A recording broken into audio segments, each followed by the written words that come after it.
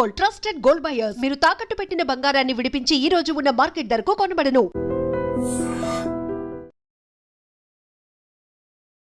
Hi, hello, నమస్తే, welcome back to iDream media.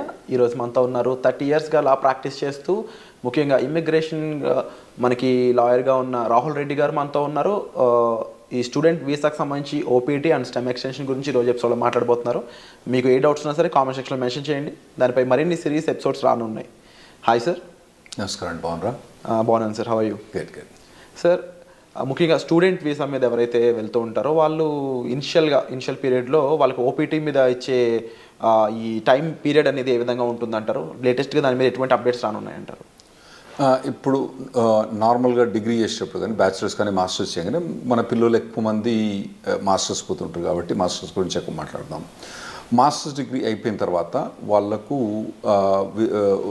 OPT అని 1 year work permit ఇస్తారండి. ఆ వర్క్ పర్మిట్ వచ్చినప్పుడు వాళ్ళు కంపల్సరీ వర్క్ చేయాలన్నట్టు. ఓకే. వాళ్ళకు ఒకవేళ జాబ్ రాకపోతే ఆ ఓపీటీ అనేది క్యాన్సిల్ అవుతుంది. వాళ్ళకు ఒక ట్రాకింగ్ సిస్టమ్ ఉంటుంది, సివిస్ ట్రాకింగ్ సిస్టమ్ అని ఉంటుంది అన్నట్టు. ఆ ట్రాకింగ్ సిస్టంలో వాళ్ళు ఇన్ఫామ్ చేయాలి, మీ ఎంప్లాయర్ ఎవరు, ఎక్కడ ఉంటున్నావు నువ్వు, ఇవన్నీ ఇన్ఫామ్ చేయాలన్నట్టు. అయితే ఆ 1 year పీరియడ్లో 90 days అన్ఎంప్లాయ్మెంట్ అలౌడ్ అండి. 90 days వరకు 90 days without employment 90 days unemployment allowed. ఒకవేళ 91 day కనుక వచ్చింది అనుకోండి, ఖతం, సివిల్ సిస్టమ్ నుంచి వన్ కిక్ అవుట్ చేసి పడేస్తారు. అంటే అతను F1 వీసా ఖతమైంది, అక్కడ ఉండటానికి వీల్లేదు, అక్కడ ఓపీటీ అన్నది అతనికి వచ్చిన పర్మిట్ కూడా ఆటోమేటిక్గా క్యాన్సిల్ అయిపోతుంది అన్నట్టు. సో ఈ లోపల ఇతను ఎంప్లాయ్మెంట్ తీసుకోవడం కంపల్సరీ అవుతుందండి.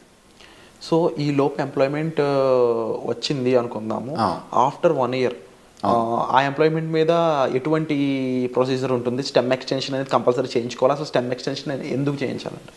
అయితే ఇప్పుడు నార్మల్గా డిగ్రీస్ అక్కడ 2గా డివైడ్ చేస్తారండి. ఒకటేమో స్టెమ్ డిగ్రీ అంటే నార్మల్గా సైన్స్ కానివ్వండి, తర్వాత ఫిజిక్స్ కానీ, మ్యాథ్స్ కానివ్వండి, తర్వాత కంప్యూటర్ సైన్స్, ఇంజనీరింగ్ డిగ్రీస్, ఇవన్నీ స్టెమ్ డిగ్రీస్ అంటారండి. ఓకే. గవర్నమెంట్ అక్కడ పిల్లల్ని స్టెమ్ డిగ్రీస్ చేయడానికి ప్రమోట్ చేయడానికి ఈ స్టెమ్ ఎక్స్టెన్షన్ ఒకటి పెట్టింది అన్నట్టు. అంటే వీళ్ళకు మాస్టర్స్ డిగ్రీ కంప్లీట్ అయిపోయిన తర్వాత, అంటే కంప్యూటర్ సైన్స్లో మోస్ట్లీ మన వాళ్ళందరూ కంప్యూటర్ సైన్స్లో చేస్తారు కాబట్టి దాని గురించి ఎక్కువ మాట్లాడుకుందాం. సో అందులో ఫస్ట్ 1 year ఓపీటీ అని వర్క్ పర్మిట్ ఉంటుంది. ఆ వర్క్ పర్మిట్ అయిపోయిన తర్వాత అతనికి జాబ్ ఉంటే ఇంకొక 2 years వర్క్ పర్మిట్ వస్తుందండి. దాన్ని స్టెమ్ ఎక్స్టెన్షన్ అంటారు అన్నట్టు. ఆ స్టెమ్ ఎక్స్టెన్షన్లో కూడా 90 days అన్ఎంప్లాయ్మెంట్ అలౌడ్ అక్కడ, అందులో కూడా. అయితే రెండిట్లో కలిపి 150 రోజులే. అంటే ఎక్కడో ఒక దగ్గర తగ్గించుకోవాలన్నట్టు. ఇక్కడ 90 days, అక్కడ 90 days బ్యాక్స్, ఓవరాల్గా 150 days దాటకూడదు అన్నట్టు. స్టెమ్ ఎక్స్టెన్షన్లో కూడా జాబ్ కంపల్సరీ ఉండాలి, జాబ్ కంపల్సరీ చేయాలి. అంటే ఈ 180 days పక్కన పెడితే యాక్చువల్లీ 150 90 + 90 కాదు అక్కడ. ఇక్కడ 60 ఇవ్వాలన్నా అక్కడ 70 ఎక్కడో కంట్రోల్ చేసి పెట్టాలన్నట్టు. సో ఇన్ కేస్ ఈ స్టెమ్ ఎక్స్టెన్షన్ కన్నా ముందు తనకి జాబ్ పోయినట్లయితే ఓపీటీ టైంలో ఇంకా స్టెమ్ ఎక్స్టెన్షన్ కూడా ఉండదంటారు. ఒకవేళ స్టెమ్ ఎక్స్టెన్షన్ చేసే టైంలో ఓకే, మీకు మొదలే స్టెమ్ ఎక్స్టెన్షన్ ఓపీటీ అయిపోక ముందే మీకు 3 months ముందే స్టెమ్ ఎక్స్టెన్షన్ ఫైల్ చేసుకోవచ్చు. ఒకవేళ స్టెమ్ ఎక్స్టెన్షన్ ఫైల్ చేసుకునే తప్పుడు ఒకవేళ జాబ్ లేదనుకోండి, ఇక మనోని గోవింద, అతనికి మాత్రం ఆ స్టెమ్ ఎక్స్టెన్షన్ రాదు. కంపల్సరీ అప్పుడు జాబ్ ఉండాలి. సో కంపల్సరీ ఓపీటీ టైంలో జాబ్ ఉండాలి అండ్ అది ఎక్స్టెన్షన్ టైంలో కంపల్సరీ జాబ్ ఉండాలి. ఓపీటీ మొదలైనప్పుడు ఉండనక్కర్లేదు, ఓపీటీ ఎండ్ అయ్యేటప్పుడు మాత్రం కంపల్సరీ ఉండాలి, లేకపోతే మనోడు గోవింద అవుతాడు, స్టెమ్ ఎక్స్టెన్షన్ రాదు. సో ఓవరాల్గా how long they can stay? 3 years time duration proper stay చేయొచ్చు? అవునండి, 3 years. అంటే 2 years ఏమో వీళ్ళు మాస్టర్స్ చేస్తారు. టిపికల్గా 1.5 year. వీళ్ళు మన వాళ్ళు పోయేది ఆగస్టు పోయిన తర్వాత మే జూన్ కల్లా గ్రాడ్యుయేట్ అవుతారు నెక్స్ట్ ఇయర్కు. అంటే 1.5-2 years వీళ్ళు గ్రాడ్యుయేట్ అయిపోయిన తర్వాత మళ్ళీ వీళ్ళకు 3 years. ఫస్ట్ ఓపీటీ 1 year, తర్వాత స్టెమ్ ఎక్స్టెన్షన్ 2 years. ఈ 3 years పర్మిట్ ఉంటుంది, వర్క్ పర్మిట్. ఈ లోపల కనుక మనోడు లాటరీ, H1B లాటరీ మీకు తెలుసు కదా, మార్చ్లో 80,000 members H1B లాటరీ చేస్తారు కదా. అప్పుడు చేసినప్పుడు ఇతను ఎంప్లాయర్ H1B లాటరీ చేస్తే H1B వచ్చేస్తేనేమో ఖతం అన్నట్టు. ఓపీటీ స్టెమ్ ఎక్స్టెన్షన్ ఈ అబ్బాయికి అవసరం లేదు, H1B మూవ్ అవుతాడు అన్నట్టు. ఒకవేళ రాకపోతే, అప్పుడు కూడా రాకపోతే ఇక మళ్ళా వేరే వీసా పోవడం కానీ లేదా అంటే వెనకకు రావడం కానీ అవసరం పడుతుంది అండి వీళ్ళకు. ఈ ఓపీటీ స్టెమ్ ఓపీటీ రెండు సిమిలర్ అనిపిస్తుంది సార్, డిఫరెన్సెస్ ఏం లేవా ఈ రెండిట్లో? చాలా డిఫరెన్స్ ఉందండి. ఓపీటీ స్టెమ్ ఎక్స్టెన్షన్ చాలా డిఫరెన్స్ ఉంది. ఓపీటీ పీరియడ్లో వాలంటరీ ఎంప్లాయ్మెంట్ అలౌడ్, అంటే internship, unpaid internship allowed. Okay. అంటే ఏదైనా కంపెనీ ద్వారా కానీ ఏదైనా ట్రైనింగ్ ఇస్తాను అనుకోండి, ఈ అబ్బాయి కనుక అక్కడికి పోయి, అబ్బాయి కానీ అమ్మాయి కనుక అక్కడికి పోయి వాళ్ళు ట్రైనింగ్ తీసుకుంటే పని చేయకున్నా కూడా ట్రైనింగ్ తీసుకున్నందుకు దానికి డబ్బులు ఇవ్వరు. ఎందుకంటే ట్రైనింగ్ ఇచ్చేది ఎక్కువ, డబ్బులు ఎందుకు ఇస్తాడు? ఇవ్వడు కదా. ఇవ్వనప్పుడు కూడా ఇతను ఓపీటీ పీరియడ్లా అక్కడ ట్రైనింగ్ తీసుకుంటే అది ఎంప్లాయ్మెంట్ కింద కౌంట్ అవుతుందండి. ఓకే. అదే స్టెమ్ ఎక్స్టెన్షన్కి వచ్చేటప్పుడు కంపల్సరీ పెయిడ్ ఎంప్లాయ్మెంట్ అన్నది అవసరం. ఓపీటీ పీరియడ్లో ఏమో voluntary or unpaid internship allowed, paid allowed, unpaid allowed. కానీ స్టెమ్ ఎక్స్టెన్షన్కి వచ్చేవాడు కంపల్సరీ పెయిడ్ అలౌడ్ అని, కంపల్సరీ పెయిడ్ ఉండాలి. పెయిడ్ లేకపోతే మనోడు బయటపడాల్సి వస్తుంది అన్నట్టు. ఈ అన్ఎంప్లాయ్మెంట్ రూల్ అనేది ఎలా వర్కౌట్ అవుతుంది ఓపీటీలో కానీ స్టెమ్ ఓపీటీలో కానీ? రైట్. ఇప్పుడు ఓపీటీ ఉన్నప్పుడు నేను చెప్పాను కదండి 90 days. ఓకే, 90 daysలో అంటే ఇతను కనుక ఒక 30 days కనుక సేవ్ చేసుకుంటే మళ్ళీ నెక్స్ట్లో కూడా 90 వాడుకోవచ్చు. అంటే ఇక్కడ 60 వాడుకొని మళ్ళీ నెక్స్ట్ 90 వాడుకుంటే బెటర్. ఓకే, కానీ ఇతనికి 90 days దాకా పర్మిట్ ఉంటుంది అన్నట్టు. సో నార్మల్గా వీళ్ళకి ఇంటర్న్షిప్స్ వస్తాయండి బాగానే. లేకపోయినా కానీ మన చాలా కన్సల్టింగ్ కంపెనీస్ ఏం చేస్తారంటే వీళ్ళని ట్రైనింగ్లో పెడతారు బాగా. అంటే పర్టికులర్గా ఏదైనా పర్టికులర్ టెక్నాలజీ ఉందనుకోండి, ఇప్పుడు ఏఐ అనేది బాగా హాట్ టెక్నాలజీ. ఈ పూర్వకాలంలో ఏం చేస్తారు, ఈ పూర్వకాలను తీసుకొని మొత్తం అందరినీ మంచిగా ఒక ట్రైనింగ్ ఇప్పించేసి వాళ్ళకి బాగా పర్టికులర్ దాని మీద ట్రైనింగ్ చేసి ప్లేస్ చేస్తాం. అంటే ఎంప్లాయర్ కూడా లాభం ఉంటుంది, ఎందుకంటే వీళ్ళు ప్లేస్ చేసినప్పుడు వాళ్ళకి వచ్చే డబ్బులలో వాళ్ళ కమిషన్ ఉంటుంది కదా, అది బాగానే వాళ్ళకు ఉంటుంది కాబట్టి అట్లా చాలా. సో ఓపీటీ పీరియడ్ అన్నప్పుడు నార్మల్గా అయితే మన వాళ్ళు ఎవరికి కూడా ఇబ్బంది ఉండకూడదండి. ట్రైనింగ్ బాగానే ఇస్తారు, ట్రైనింగ్ బాగానే ఇచ్చే కంపెనీలు ఉన్నాయి, వీళ్ళు తీసుకునే కంపెనీ. స్టెమ్ ఎక్స్టెన్షన్కి వచ్చేటప్పుడు మాత్రం ఇబ్బంది అయింది. ఎందుకంటే స్టెమ్ ఎక్స్టెన్షన్ మీద ఉన్నప్పుడు పేమెంట్ అన్నది, పెయిడ్ జాబ్ అన్నది ఉండాలి కదా. అప్పుడు పెయిడ్ జాబ్ ఇంకా లేకపోతే మాత్రం మన వాళ్ళకి ఇబ్బంది అవుతుందండి అప్పుడు. సో ఓపీటీలో టైంలో అన్ఎంప్లాయ్మెంట్ అనేది ఉండకూడదు, అట్లీస్ట్ ఇంటర్న్గానే పనిచేసి ఉండాలి. రైట్. లేకపోతే కంపల్సరీ వెనక్కి రావాల్సిందే తప్ప. రైట్, కంపల్సరీ వెనక్కి రావాల్సిందే. సో ఈ టైంలో అంటే స్టెమ్లో కానీ ఓపీటీ టైంలో కానీ జాబ్ లేకుండా ఉన్న పర్సన్ లీగల్గా స్టే చేయడానికి ఏమైనా ఆప్షన్స్ ఉన్నాయి? అంటే నేను చెప్పినా కదండి, మొత్తం టోటల్గా 150 days అలౌడ్. ఫస్ట్ దాంట్లో 90 చేస్తే నెక్స్ట్ 60, ఫస్ట్ దాంట్లో 60 చేస్తే నెక్స్ట్ 90. ఏ దాంట్లో కూడా 90 కన్నా ఎక్కువ చేయరాదు అన్నట్టు. అంత మటుకు అన్ఎంప్లాయ్మెంట్ అలౌడ్. ఫస్ట్ ఓపీటీ పీరియడ్లో మీకు stem voluntary unpaid internship allowed, stem extension allowed కాదు.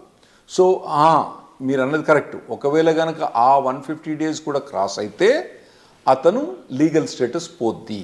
ఇవన్నీ ఇన్ఫర్మేషన్ ట్రాకింగ్ ఎక్కడ ఉంటుంది అంటే సివిల్ సిస్టంలో ట్రాకింగ్ ఉంటుంది అన్నట్టు. వాళ్ళు ట్రాక్ చేస్తూ ఉంటారు అన్నట్టు. ఇవన్నీ వీళ్ళు చెప్పాలి, పిల్లలు పోయి వాలంటీర్గా నాకు జాబ్ పోయింది పోలేదని.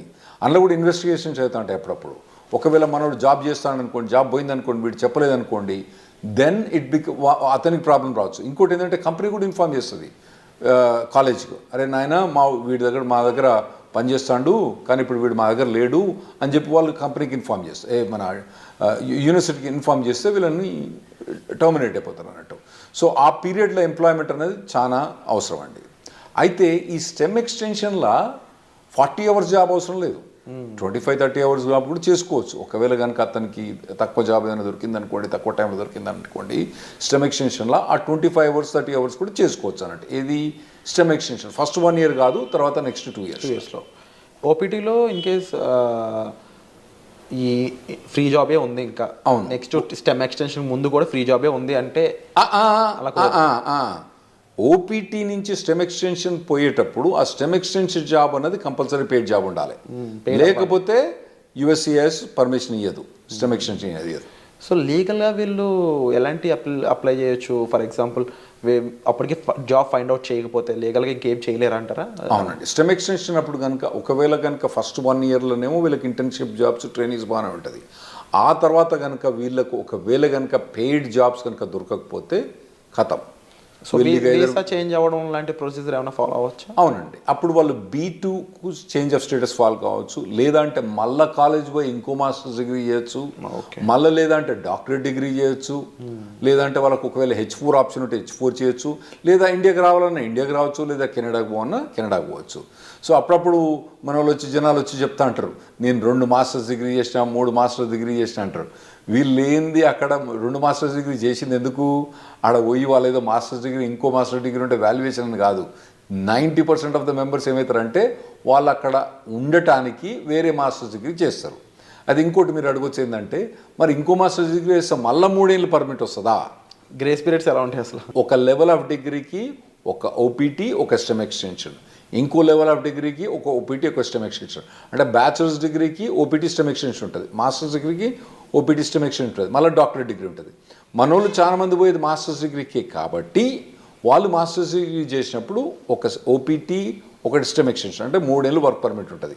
ఈ లోపల కనుక వాళ్ళకు జాబ్ పోతే వాళ్ళు మళ్ళీ వేరే మాస్టర్స్ జాయిన్ అయ్యి మళ్ళీ మాస్టర్స్ తీసుకుంటే మళ్ళీ ఓపీటీ అన్నది రాదు. ఓవరాల్గా మాస్టర్స్ అనే దానికి ఒకే ఓపీటీ ఒకటే మళ్ళీ మాస్టర్ చేసి ప్రతిసారి మాస్టర్ చేసినప్పుడల్లా ఓపీటీ మళ్ళీ అది వస్తుందా? రాదు.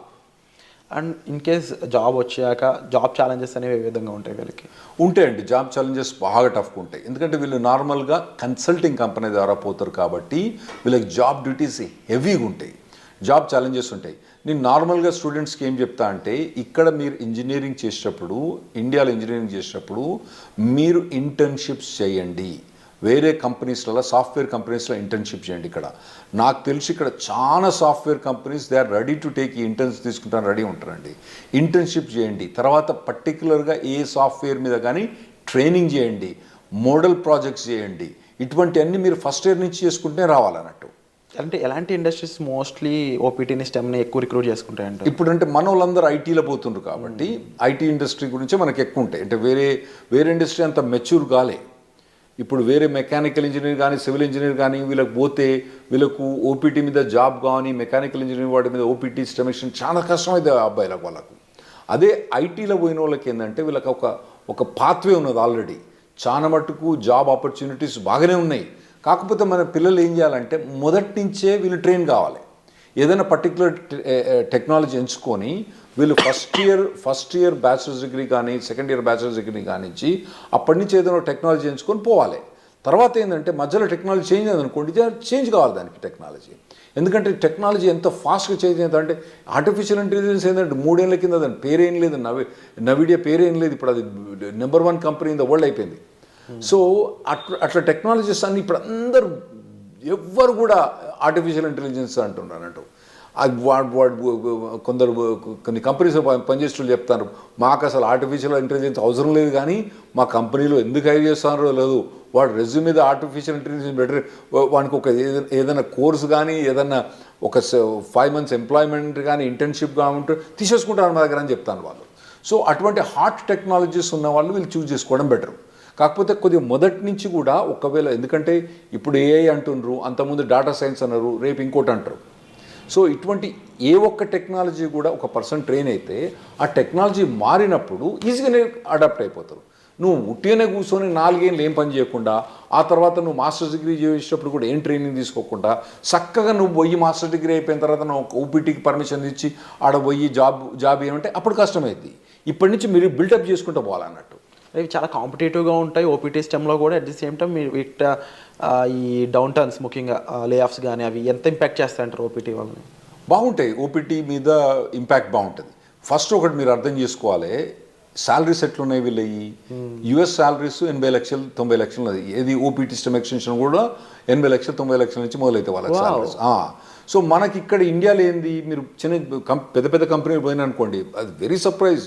గూగుల్ అటువంటి కంపెనీస్లలో, అంటే నేను పర్టికులర్ గూగుల్ అని చెప్పాను, వేరే కంపెనీస్లో శాలరీ చూస్తే వాళ్ళకి ఏంది నెలకు 30,000, నెలకు 25,000, అంటే దాదాపుగా 4 లక్షలు 5 లక్షల ప్యాకేజ్ కూడా మా ఎక్కువ ఇక్కడ.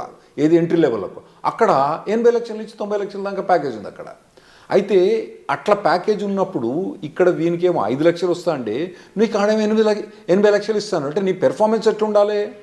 You have to be at least 10 times better than the guy who's working here. నువ్వు ఉన్నావా లేదా 10 times? లేనప్పుడు నువ్వు షార్ప్మెంట్ స్కిల్ చేసుకోవాలి. నువ్వు అట్లా ఆలోచించాలి. ఇక్కడ వచ్చినానికేమో 5 లక్షలు, నీకేమో 80 లక్షలు, అంటే నీది కనీసం 10 రెట్లు ఎక్కువ ఉండాలి నీ పెర్ఫార్మెన్స్. అంటే 10 రెట్లు ఎక్కువ ఉండాలంటే నువ్వు షార్ప్ అని చేసుకోవాలి. Unit be fit for it. అక్కడ పోయి నేను మాస్టర్స్ అయిపోయిన తర్వాత అప్పుడు నేను నేర్చుకుంటా అంటే ఇప్పుడున్న పరిస్థితిలో మాత్రం నడవదు. 100% కరెక్ట్ సార్, డెఫినెట్లీ మీరు చెప్పిన విషయాలన్నీ కూడా. అండ్ ముఖ్యంగా ఓపీటీ స్టెమ్లో స్టూడెంట్ సిచ్యువేషన్ ఏ విధంగా ఉంటుంది, టైం పీరియడ్ ఎలా ఉంటుంది, గ్రేస్ పీరియడ్స్ అండ్ రాకపోతే ఏంటి పరిస్థితి, ఈ విషయాలన్నీ విన్నారు కదా. అలాగే H1B లాటరీ పరిస్థితుల్లోనూ ఆఫ్టర్ జాబ్ వచ్చాక లైక్లీ ఎఫెక్ట్స్ ఏమేమి ఉంటాయి అనేది వచ్చే ఎపిసోడ్లో చూద్దాం. So stay tune. Thank you so much for information. Thanks.